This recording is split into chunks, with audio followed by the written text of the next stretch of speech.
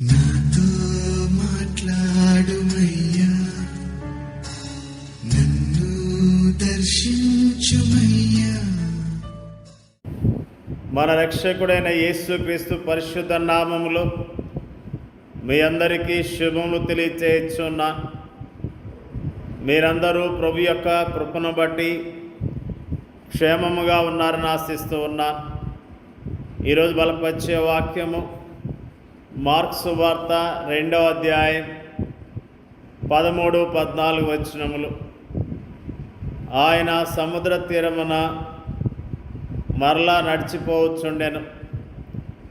జనులందరూ ఆయన వద్దకు రాగా ఆయన వారికి బోధించెను. ఆయన మార్గమున వెళ్ళుచు సుంకపు మెట్టునొద్ద కూర్చున్న అల్ఫై కుమారుడు లెవీని చూచి నన్ను వెంబడించమని అతనితో చెప్పగా అతడు లేచి ఆయన వెంబడించెను. అల్ఫై కుమారుడైన లెవీ గురించి ఈ రోజున మనము జ్ఞాపకం చేసుకుంటూ ఉన్నాం. అతడు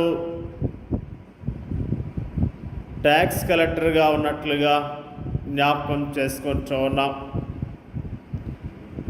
ఆయన ఉద్యోగం చేస్తూ ఉన్నాడు. రోమా ప్రభుత్వంలో ఉద్యోగిగా ఉన్నాడు.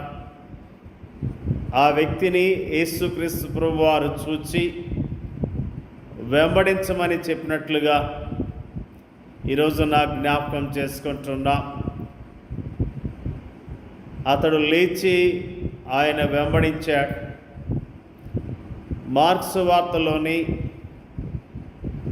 మొదటి అధ్యాయాలలో ప్రభుని యేసుతో కూడా ఆయా గుంపులు ఉండటాన్ని మనము చూస్తున్నాం.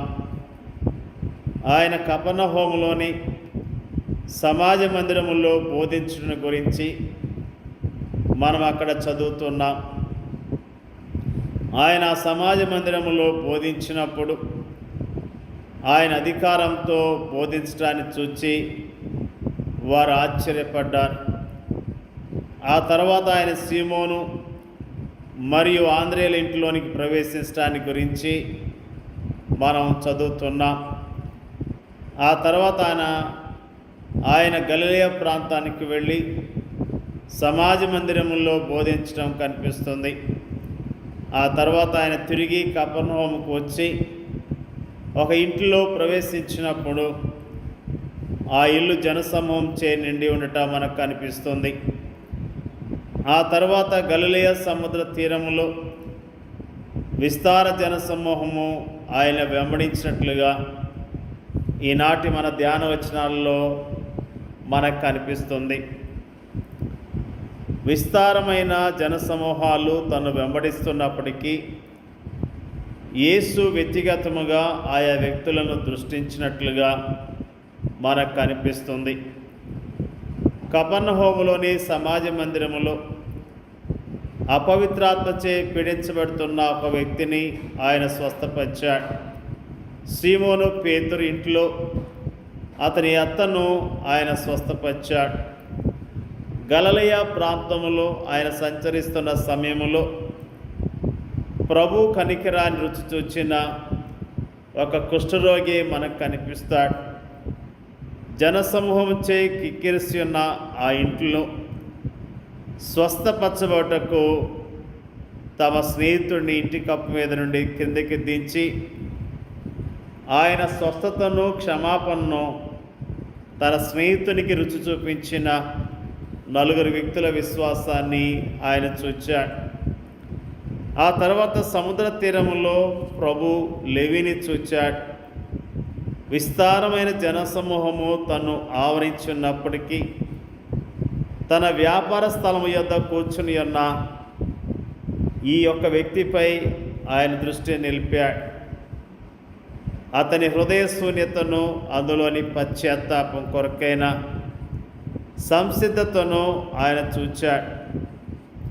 నన్ను వెంబడించమన్న పిలుపుకు లెవీ హృదయం వెంటనే ఆనందంతో ప్రతిస్పందించింది. మన అనుదిన కార్యకలాపాల్లో ఈ లోకములో మనం సంచరిస్తున్న సమయంలో మనకు కనిపించే విస్తారమైన జనసమూహములో ఒకరముగా అనేకసార్లు మనం కూడా ఉంటాం. బహుశా అనేక మంది పనివారిలో లేదా విద్యార్థుల్లో లేదా పట్టణ వీధుల్లోని జనములో మనం ఒకరంగా ఉంటాం. ఆ అనేక మందిలో మనల్ని ఎవరూ దృష్టించటం లేదని, లెక్కించటం లేదని మనం అభిప్రాయపడుతూ ఉంటాం. అయితే అంతమందిలో యేసు నిన్ను దృష్టించున్నాడు. నీ హృదయము ఆయనకి బాగా తెలుసు. తను వెంబడించమని వ్యక్తిగతముగా ఆయనను పిలుస్తున్నాడు. దీనికన్నా ఆనందించదగ్గ కారణము మరొకటేముంది? అంతేకాదు, మీ పేర్లు పరలోకమందు రాయబడి ఉన్నవని ఆయన మనతో అంటూ ఉన్నాడు. ప్రియమైన దేవుని యొక్క ప్రజలారా, దేవుడు మనల్ని చూస్తూ ఉన్నాడు. మన పరిస్థితిని గమనిస్తూ ఉన్నాడు. మనము ఎలాంటి హృదయాన్ని కలిగి ఉన్నామో, ఎలాంటి దుఃఖాన్ని కలిగి ఉన్నామో ఆయన ఎరిగి ఉన్నాడు.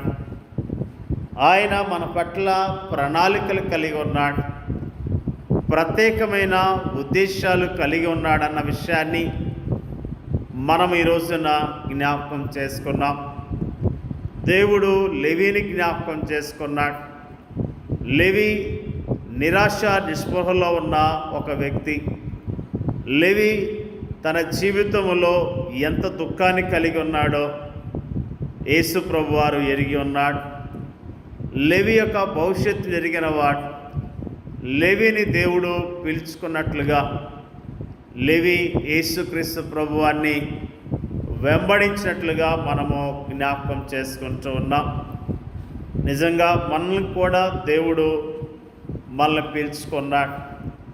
ఏ యోగ్యత లేని మానవులైన మన పట్ల ఆయన ప్రత్యేకమైన ప్రణాళికను కలిగి ఉన్నాడన్న విషయాన్ని ఈ రోజున మనము జ్ఞాపకం చేసుకుంటూ ఉన్నాం. నా గురించి ఎవరూ పట్టించుకోవట్లేదు, నా గురించి ఎవరికి శ్రద్ధ లేదు అని అనుకుంటున్నావేమో. నీ పట్ల ప్రభు ప్రణాళిక కలిగి ఉన్నాడు. నీ పట్ల ప్రభు ఉద్దేశాన్ని కలిగి ఉన్నాడు. నువ్వు ప్రభు మాటకు లోబడినట్లయితే, ప్రభు యందు విశ్వాసం ఇచ్చినట్లయితే, ఆయన వెంబడించినట్లయితే ఆయన నీ జీవితంలో సంతోషాన్ని, సమాధానాన్ని ఇవ్వటానికి సిద్ధముగా ఉన్నాడు. ఆయన ఎంత ప్రేమ గలవాడు, ఆయన ఎంత దయగలవాడు.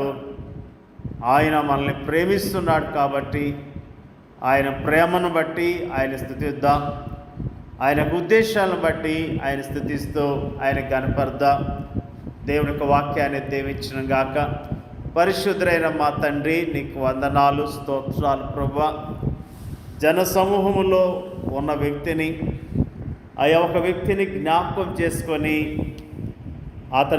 అతనితో మాట్లాడిన విషయాన్ని ఈ రోజున మరి జ్ఞాపకం చేసుకోవడానికి ఇచ్చిన కృపను బట్టి స్తోత్రాలు. అల్ఫై కుమారుడికి లేవీని చూచి నన్ను వెంబడించమని చెప్పావు ప్రభువా. అతను లేచి నిన్ను వెంబడించిన విషయాన్ని మాకు జ్ఞాపకం చేసినందుకు నీకు వందనాలు తెలియజేస్తూ ఉన్నాం ప్రభువా. మమ్మల్ని ఏర్పాటు చేసుకున్నావు ప్రభువా. నిన్ను చక్కగా వెంబడించడానికి కావాల్సిన అయ్యా కృపను మెండుగా దయచేయండి అయ్యా. స్తోత్రాలు తెలియజేస్తూ ఉన్నాం ప్రభువా. మా పట్ల ప్రత్యేకమైన ప్రణాళికలు కలిగి ఉన్న విషయాన్ని గుర్తించడానికి, మరి యోగ్యముగా నీ కొరకు బ్రతకటానికి, యోగ్యముగా నిన్ను వెంబడించడానికి సహాయం చేయమని అడుగుచున్నాం తండ్రి. నీకు స్తోత్రాలు తెలియజేస్తూ ఉన్నాం ప్రభువా. మా పట్ల ప్రత్యేకమైన ప్రణాళికలు కలిగి ఉన్నావు కాబట్టి నీ ఉద్దేశాలు గ్రహించి యోగ్యముగా నీ కొరకు బ్రతకటానికి సహాయం చేయమని ప్రార్థన చేయించున్నాం. వాక్యం వింటున్న ప్రతి ఒక్కరిని పేరు పేరున దీవించండి, ఆశీర్వదించండి అయ్యా. నీకు స్తోత్రాలు. వరకున్న దుఃఖాన్ని, ఆయాసాన్ని తొలగించండి. ఒంటరి వారు కాదు, మాతో ప్రభు ఉన్నాడు, మమ్మల్ని ప్రభు ప్రేమిస్తున్నాడనే విశ్వాసం కలిగి జీవించడానికి సహాయం చేయమని ప్రార్థన చేయించున్నాం. మరి ప్రభు మా దేశాన్ని, మా దేశ ప్రజలను జ్ఞాపకం చేసుకోండి. మా దేశ ప్రజలు బలాన్ని, శక్తిని దయచేయమని యేసుక్రీస్తు నామంలో అడుగుచున్నాం తండ్రి. ఆమేన్.